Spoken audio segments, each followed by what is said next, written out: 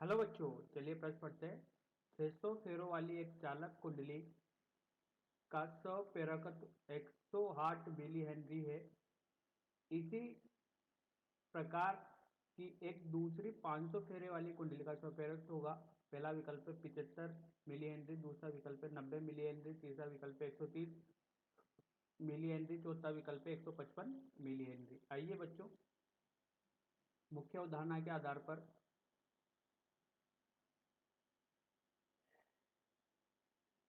चर्चा करते हैं।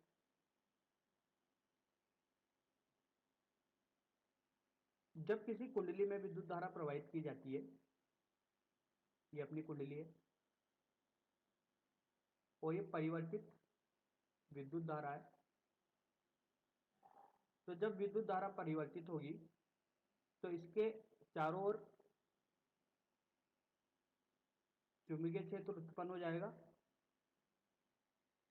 क्योंकि एक परिवर्तित धारा किसको जन्म देता है? चुंबकीय क्षेत्र को। जब कुंडली में धारा के मान में परिवर्तन किया जाता है तो कुंडली में प्रेरित विद्युत वाहक बल उत्पन्न हो जाता है, को अपन क्या बोलते हैं? स्वप्रेरित बोलते हैं। अतः हम कह सकते हैं कि चुंबकीय फ्लक्स समानुपाती होता है धारा के। जितनी ज्यादा आप धारा परिवर्तित करते जाओगे चुंबकीय फ्लक्स में उतना ज्यादा परिवर्तित होता जाएगा। समानुपाती नियतांक का टाइपते हैं तो यहाँ पर एल आता है। यह एल ही क्या होता है? स्वप्रेरक। किसी कुंडली से बद्ध स्वप्रेरक। अगर किसी कुंडली का स्वप्रेरक दिया जाता है तो वो इस तरीके से दिया जाता है: mu nought mu R N का वर्ग आर बटे 2। म्यू नॉट निर्वात की चुंबकशीलता, म्यू आर माध्यम की चुंबकशीलता, एन कुंडली में घेरों की संख्या, आर कुंडली की त्रिज्या। आइए बच्चों, इस मुख्य उदाहरण के आधार पर प्रश्न को हल करते हैं। स्वप्रेरक किसी कुंडली का mu nought mu R N का वर्ग आर बटे 2 बोला गया है। 600 फेरे वाली एक कुंडली का स्वप्रेरक 108 है। N1 का मान 600 दिया गया है। L1 का मान 108 मिली हेनरी दिया गया है।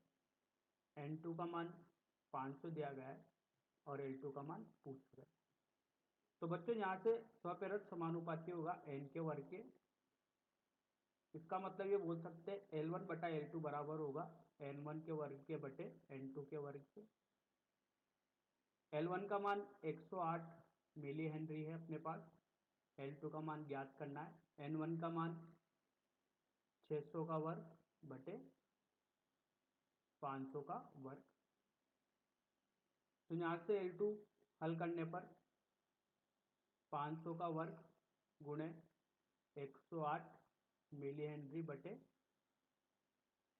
600 का वर्ग। इसको हल करने पर अपन को मिलेगा 75 मिली हेनरी। आइए बच्चों, सही विकल्प का चयन करते हैं। अ विकल्प सही है, 75 मिली हेनरी। आशा करता हूँ आपको यह हल समझ में आया होगा। धन्यवाद।